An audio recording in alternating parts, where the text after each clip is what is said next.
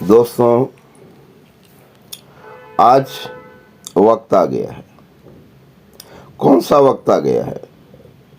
कैसा वक्त आया है? किसका वक्त आया है?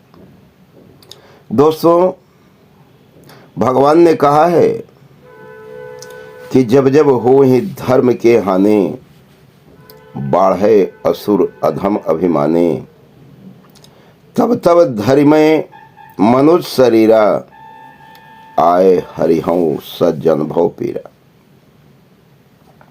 भगवान अत्यंत दुराचार होने पर पृथ्वी पर दुराचारियों का नाश करने के लिए अवतरित होते हैं।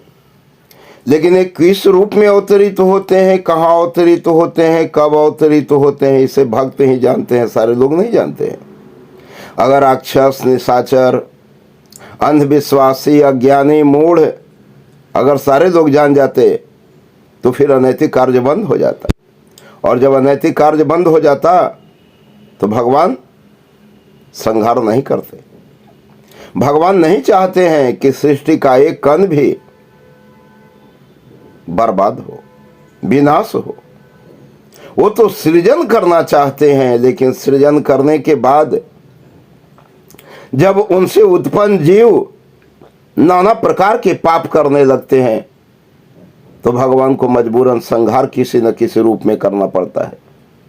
आज दोस्तों, हम खुलेआम बतलाना चाहते हैं कि संसार में इतने अनैतिक कार्य हो रहे हैं, इतने विभत्स कार्य हो रहे हैं, इतने बुरे कार्य हो रहे हैं कि हमारी माँ प्रकृति जो है वह विद्रूप रूप धारण कर चुकी है। और इसका ज्वलंत उदाहरण दुनिया के तमाम देश युद्ध में उलझे हुए हैं और कभी भी परमाणु बम फूट सकता है, लेकिन बार बार संकेत दिया जा रहा है और बार बार संकेत देने के बावजूद भी दुनिया वालों को लग रहा है तो वहम है, अरे ये तो दिखावा है। लेकिन दोस्तों, सत्य का झंडा फहरने वाला है। आज न्याय मिलने वाला है, आज सदाचार जीतने वाला है। आज चारों तरफ धर्म का बोलबाला होगा, पापियों का विनाश होने वाला है और इसका शुभारंभ हो चुका है। और इसके शुभारंभ की घड़ी इजराइल और ईरान के युद्ध से प्रारंभ हो चुका है। यह युद्ध देखते देखते एक विकराल रूप धारण करेगा और इतने परमाणु बम फूटेंगे, इतने परमाणु बम फूटेंगे कि धरती का नामो निशान मिट जाएगा। लेकिन अगर मनुष्य की बुद्धि कुछ भी जागृत हुई और सोचते हैं कि एक दो परमाणु बम मारकर हम विश्व के अन्य देशों को डरा देंगे और इसके बाद परमाणु युद्ध बंद हो जाएगा, तो दोस्तों एक तीसरा हमारे सामने मौत नृत्य तांडव करने के लिए ठहाका लगा रहा है। और वो है, आप जब विज्ञान पढ़े होंगे, ज्योग्राफी पढ़े होंगे, तो उसमें बतलाया गया होगा कि वायुमंडल के तमाम परतों में एक परत है जिसका नाम ओजोन परत है। ओजोन परत बिल्कुल छिला और मुलायम है और जितने भी प्रदूषण फैल रहे हैं उससे ओजोन परत बिल्कुल तहस नहस हो रहा है, वह अपनी क्षमता खो रहा है। ओजोन परत अगर टूट गया तो सूर्य की पराबैंगनी किरणों में इतनी ताकत है कि 20 फुट मोटा लोहा भी अगर सामने रहे और उस पर एक छोटी सी किरण की एक बूंद पड़ जाए तो लोहा पारे की तरह पिघल जाएगा। फिर आप समझ सकते हैं सृष्टि में कौन ऐसा जीव, कौन ऐसी वस्तु है जो सूर्य के ताप से नहीं पिघल सकता है। अर्थात पृथ्वी का अंत होने जा रहा है, लेकिन फिर भी पूर्ण प्रलय का समय नहीं आया है। हमारे ज्योतिषियों ने, हमारे बड़े बड़े ऋषि महर्षियों ने जो गणना की है उसके अनुसार पूर्ण प्रलय नहीं हो रहा है, आंशिक प्रलय होगा।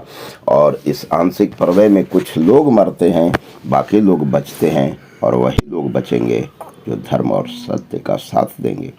अतः बाबा गोस्वामी तुलसीदास ने रामचरितमानस की रचना तब की थी जब इसी संहार की ओर जा रहा था और इस संहार को बाबा गोस्वामी तुलसीदास ने अपनी विद्वता से बचाया था।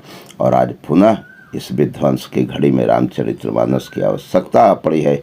इससे बार बार हम धार्मिक विचार दे रहे हैं, हम सद्विचार दे रहे हैं, हम सद्व्यवहार की गंगा बहाना चाहते हैं, हम संसार का कल्याण चाहते हैं। लेकिन आज नंगा नृत्य करने वालों का साथ देने वाले करोड़ों करोड़ों में हैं, जो झूठे अफवाह लॉलीपॉप दिखाते हैं, जिनकी बातों में एक शब्द भी सच्चाई नहीं होती है। उनका समर्थन आज लाखों लाखों ओर से कर रहा है।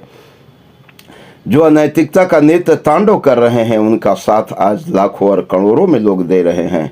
और जो सदाचार और नैतिकता का साम्राज्य स्थापित करना चाहते हैं, जो लोग कल्याण करना चाहते हैं, जो आपका भला करना चाहते हैं, उससे लोग आज भाग रहे हैं। और इसका ज्वलंत उदाहरण आज हम 2 वर्षों से लगातार आपको जगाने की कोशिश कर रहे हैं। लेकिन अगर आप नहीं जागेंगे तो फिर आपका दुर्भाग्य है। हम क्या कर सकते हैं? हम तो प्रभु के अंश मात्र हैं और प्रभु की आज्ञा का हम पालन कर रहे हैं कि जिन्हें सचेत करना है उसे सचेत कर दो। और जो सचेत हुए वही इस संहार से बच पाएंगे। अर्थात जो ऐसा नहीं है कि जो मेरे चैनल को नहीं देखेंगे वो मर जाएंगे, ऐसी बात नहीं है। आप सदाचार को अपने जीवन में लाएं, आप नैतिकता का पालन करें, प्रकृति के नियम जो है उस नियम का पालन करें दोस्तों। और प्राकृतिक नियमों की अवहेलना हो रही है, धज्जियां उड़ाई जा रही है। और अगर यही रूप रहा और मानो अगर अपना रास्ता नहीं बदला, मानो अगर अंधी दौड़ का शिकार होना चाहता है, तो आग जलते ही फितेंगे उस अग्नि से प्रेम करने के लिए उसमें कूद पड़ते हैं। लेकिन कूदने के बाद उनका हश्र क्या होता है, वही आज के दुर्दांत मानव का हश्र होने वाला है। तो दोस्तों, यह मेरी वाणी जन जन तक प्रसारित हो। जय हिंद दोस्तों।